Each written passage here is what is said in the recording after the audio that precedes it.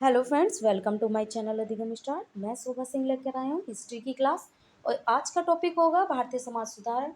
तो class start करने से पहले आप मेरे चैनल को सब्सक्राइब कर लीजिए, ज़्यादा से ज़्यादा शेयर करिए। तो चलिए करते हैं स्टार्ट। सबसे पहले देखिए भारतीय समाज सुधारक। ये समाज सुधारक कौन होते हैं? समाज सुधारक वो लोग होते हैं जो मानवता और इंसानियत के प्रति किसी भी प्रकार से चिंतित हो या अच्छाई के लिए माहौल बनाए या बदलाव लाए समाज में। जो समाज में अंधविश्वास या रूढ़िवादिता है उनको दूर करें और जागरूकता उत्पन्न करें, वही क्या होते हैं? समाज सुधारक होते हैं। उन समाज सुधारकों में अनेक लोग हैं, जैसे कि राजा राम मोहन राय, स्वामी विवेकानंद, महात्मा गांधी, डॉक्टर भीमराव अम्बेडकर। ये सभी समाज सुधारक हैं। तो आज सबसे पहले देखेंगे हम किनको? राजा राम मोहन राय। इनको पुनर्जागरण का पिता या आधुनिक भारत का पिता माना जाता है। इनका जन्म बंगाल के हुगली जिले के राधानगर में 22 मई 1772 में एक ब्राह्मण परिवार में होता। और इन्होंने हिंदुओं की मूर्ति पूजा की आलोचना की। अगर क्वेश्चन आएगा कि हिंदुओं में मूर्ति पूजा की आलोचना किसने की, तो आप लगाएंगे राजा राममोहन राय। लगातार सती प्रथा को जड़ से खत्म करने के लिए इन्होंने अनेक प्रयास किए।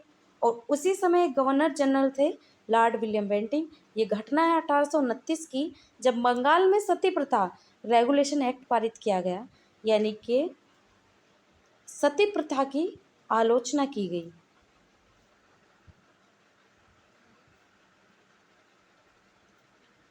सती प्रथा थी क्या? सती प्रथा यदि किसी औरत के पति एक्सपायर हो जाएं तो उनके साथ ही औरत को भी सती होना पड़ता था। उनको उन्हीं के साथ जला दिया जाता था, उसके पति के साथ जला दिया जाता था। तो ये क्या थी? सती प्रथा। रेगुलेशन 1829 में क्या बंगाल सती प्रथा रेगुलेशन एक्ट पारित हुआ। और 20 अगस्त 1828 को राजा राममोहन राय ने ब्रह्म समाज की स्थापना की। तो राजा राममोहन राय ने ब्रह्म समाज की स्थापना कब की थी? 20 अगस्त 1828 को। इस संगठन का कार्य क्या था? एकेश्वरवाद को बढ़ावा देना। एकेश्वरवाद क्या है? ईश्वर एक है को बढ़ावा देना और मूर्ति पूजा की आलोचना करना। क्वेश्चन आएगा कि एकेश्वरवाद क्या है? एकेश्वरवाद है एक ईश्वर में एक ईश्वर को मानना कि ईश्वर एक है। इन्हें भारतीय पुनर्जागरण का शिल्पकार या आधुनिक भारत का पिता माना जाता है। पुनर्जागरण किसको कहा जाता है? किसी भी इंसान का नींद से जागना। यानी कि कोई इंसान अगर जागरूक नहीं है, वो अंधविश्वास में जी रहा है या पुराने रीति रिवाजों में जी रहा है, और अचानक वो जागरूक हो जाए तो उसको क्या कहेंगे? यानी कि समाज में पुनर्जागरण उत्पन्न हो गया। लोग अब नींद से जाग गए हैं, लोगों को अब बात समझ में आने लगी है। तो यही पुनर्जागरण है। और राजा राममोहन राय को किस नाम से जाना जाता है? आधुनिक भारत का पिता भी माना जाता है। इनको ज़्यादातर आधुनिक भारत का पिता या भारतीय समाज सुधारक में सबसे पहले इन्हीं का नाम आता है। और इन्होंने सती प्रथा के लिए एक विशेष जोर दिया, इसकी आलोचना की। तो नेक्स्ट देखिए आगे। अब देखिए स्वामी विवेकानंद, इनके क्या कार्य थे? इन्होंने क्या किया? इन्होंने कौन कौन से समाज सुधार किए? इनका जन्म 12 जनवरी 1870 को 17 को भारत के कोलकाता में हुआ। और बचपन का नाम क्या था? नरेंद्र दत्त। स्वामी विवेकानंद का बचपन का नाम क्या था? नरेंद्र दत्त। और इनको स्वामी नाम कहाँ से मिला? स्वामी कहाँ से इनके नाम में लगा था? तो एक रामकृष्ण परमहंस मंडली जो एक समूह था, ये एक गुप्त समूह था जिसमें मानव धर्म मानव धर्म से संबंधित कार्य होते थे। और ये इसी समूह से जुड़ गए, जिसके बाद इन्हें स्वामी का नाम मिला और इनको स्वामी विवेकानंद कहा जाने लगा।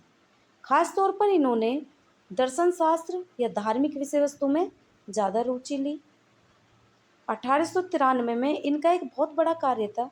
स्वामी विवेकानंद ने 1893 में शिकागो में एक विश्व धर्म सम्मेलन हुआ जिसमें भाग लिया। और वहाँ इन्होंने ऐसा जोरदार भाषण दिया जिसके दौरान वहाँ के जो लोग थे, जो फॉरेन कंट्री लोग थे, उन्होंने हिंदू धर्म में किसी से कम नहीं है, ये उनके दिमाग में डाल दिया कि हिंदू धर्म किसी से कम नहीं है। इसका व्याख्यान दिया अच्छी तरीके से किसने? स्वामी विवेकानंद ने अपने भाषण में हिंदू धर्म को सर्वश्रेष्ठ बताया और ये बताया कि हिंदू धर्म किसी से कम नहीं है। अपने भाषण से ये सब बताया। उन्होंने धार्मिक और रूढ़ि अंधविश्वास के खिलाफ कार्य किए। उनके जोशीले भाषण और व्याख्यान ने स्वतंत्रता के लिए राष्ट्रीय आंदोलन को गति दी। यानी कि जो आंदोलन चल रहा था आज़ादी के लिए, उस आंदोलन ने और भी गति पकड़ ली और वो और तेजी से आंदोलन फैल गया। नेक्स्ट देखिए, स्वामी दयानंद सरस्वती। ये भी एक समाज सुधारक हैं। स्वामी दयानंद सरस्वती बचपन का नाम मूलशंकर था। जन्म गुजरात के मोरबी में 12 जनवरी 1824 को हुआ। ये वेदों के अध्यापन में बहुत भरोसा रखते थे। वेदों का अध्ययन ज़्यादा करते थे स्वामी दयानंद सरस्वती।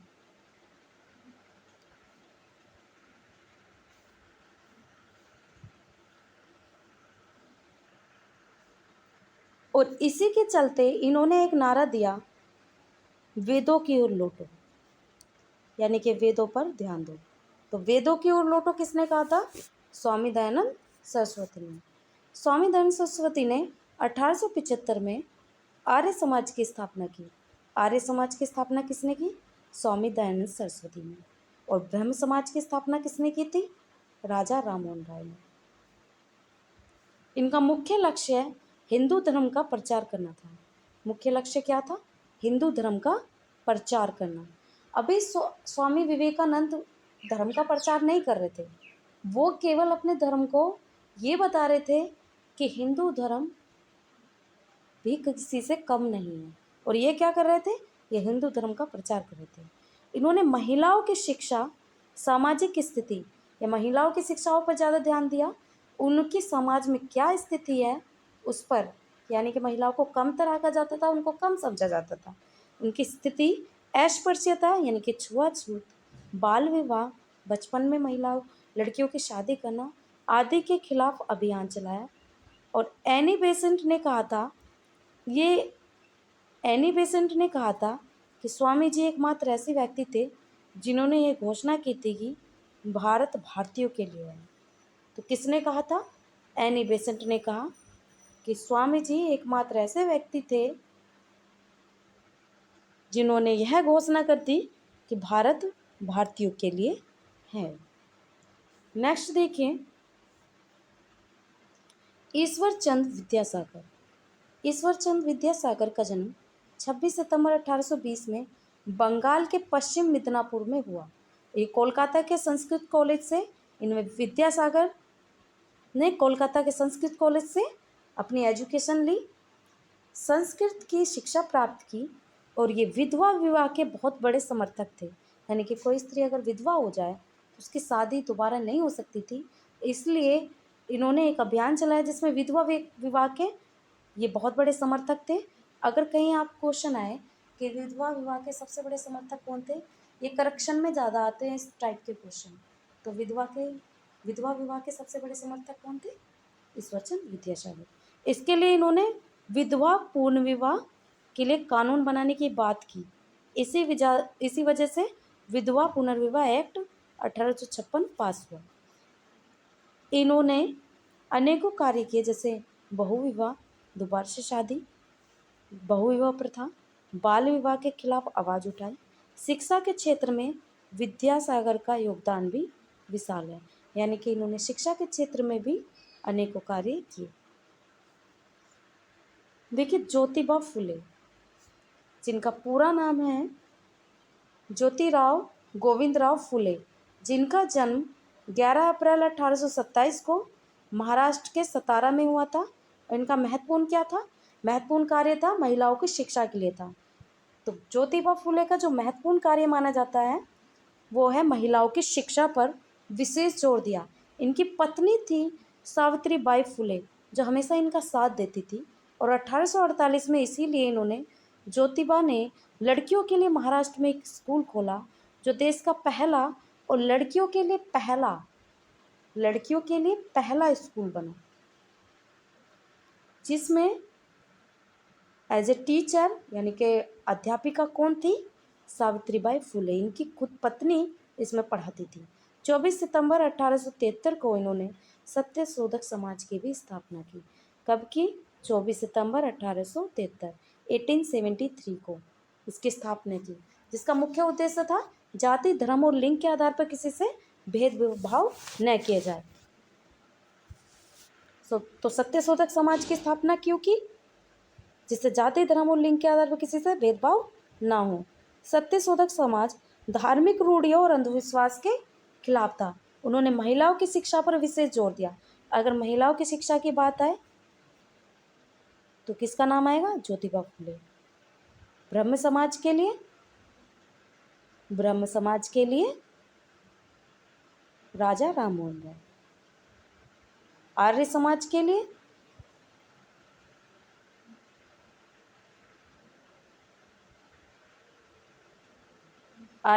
के लिए स्वामी दयानंद सरस्वती। नेक्स्ट देखिए, डॉक्टर भीमराव अंबेडकर। डॉक्टर भीमराव अंबेडकर का जन्म 14 अप्रैल 1891 को मध्य प्रदेश के छोटे से गांव महू में हुआ था। ये भी एक समाज सुधारक हैं और इन्होंने बहुत ही अच्छे कार्य किए समाज को सुधारने के लिए। 1924 में बहिष्कृत हितकारिणी सभा का गठन किया।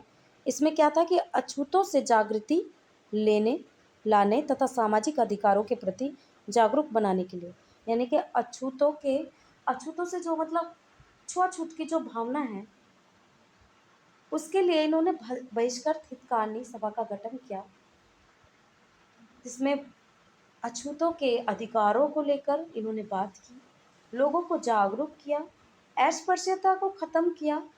तो ये किस सभा के गठन के दौरान हुआ?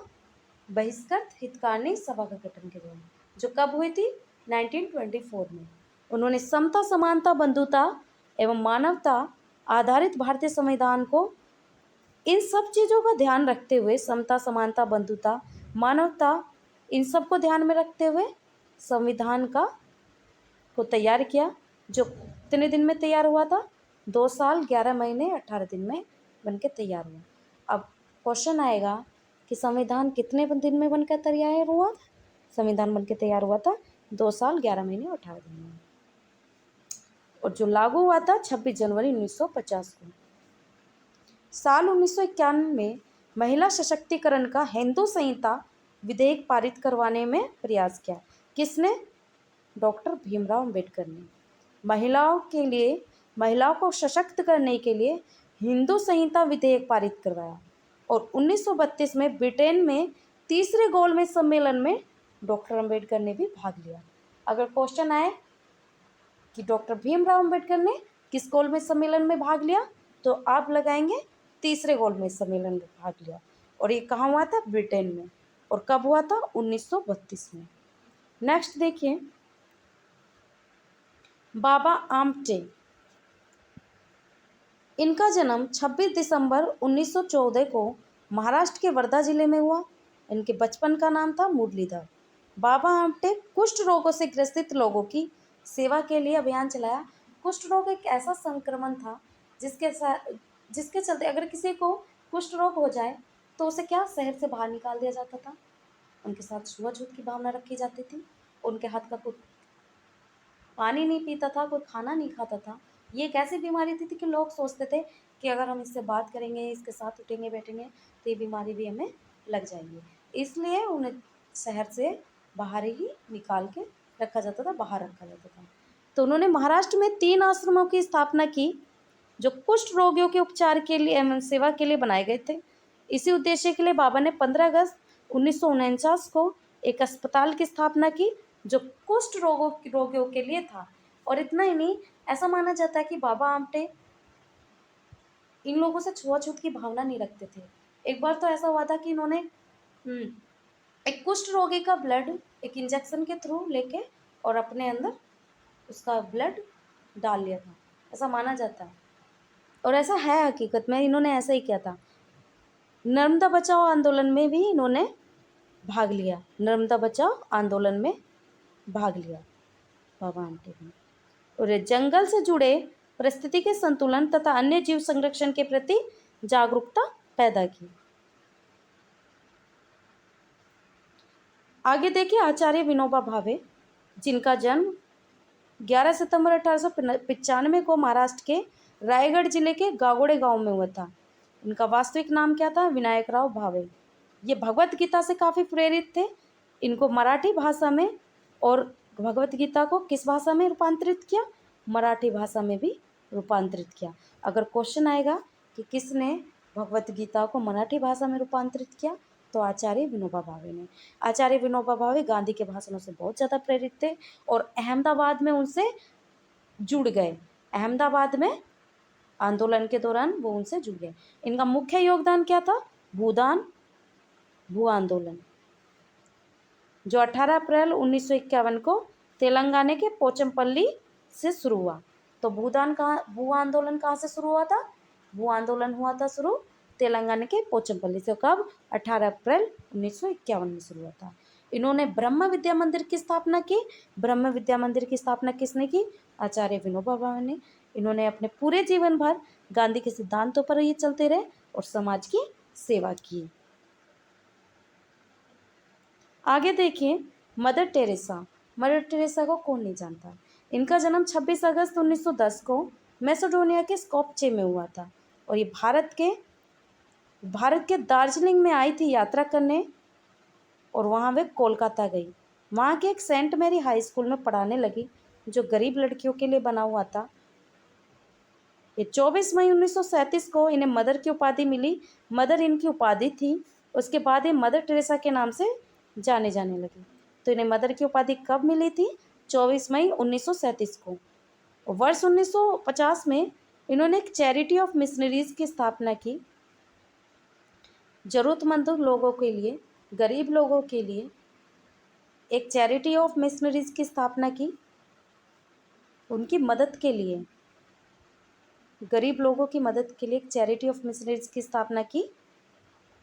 उनके बहुमूल्य योगदान के कारण 1979 में इन्हें नोबेल शांति पुरस्कार से नवाजा गया और 1980 में भारत में इन्हें भारत रत्न से भी सम्मानित किया गया। तो मदर टेरेसा जो दार्जिलिंग में आई थी यात्रा करने, लेकिन वहाँ से वो कोलकाता चली गई और वहाँ के एक स्कूल सेंट मैरी, जिसमें गरीब लड़कियाँ पढ़ा करती थी, उनको वो पढ़ाने लगी, टीचिंग करने लगी और 24 मई 1937 को उन्हें मदर की उपाधि मिली और जिसके बाद वो मदर टेरेसा के नाम से जाने लगी।